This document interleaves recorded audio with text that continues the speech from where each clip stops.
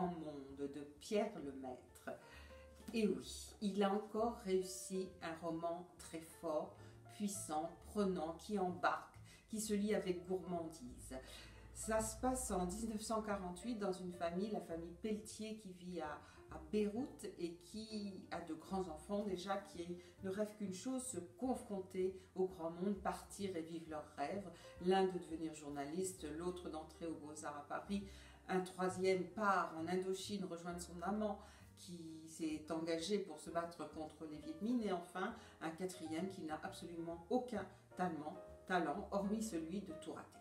Et très vite, ils vont bien sûr confronter leurs rêves à la férocité du monde, qui n'est régie que par la loi du pouvoir et de l'argent, et ils vont aller de désillusion en désillusion. Alors, autour de cela, il y a bien sûr toute une galerie de personnages très marqués, comme toujours chez Pierre Lemaitre. D'ailleurs,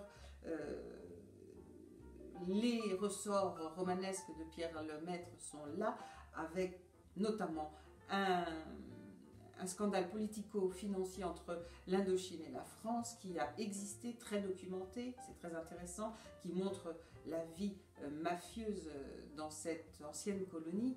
Et tout ça lui sert à montrer une humanité absolument épouvantable. Il en dépeint les villaies, les bassesses, la cruauté, la férocité, la violence jusqu'à la mort, jusqu'à des assassinats, puisqu'il y a aussi une intrigue policière ici. Et tout ça est assez décourageant peut-être. Le gros intérêt du livre, c'est qu'il évoque sur des bases documentées une période historique assez méconnue qui est l'immédiate après-guerre en France, puisque ça se passe en 1948, et aussi la colonisation, avec les prémices de la décolonisation, mais une colonisation encore très bien installée.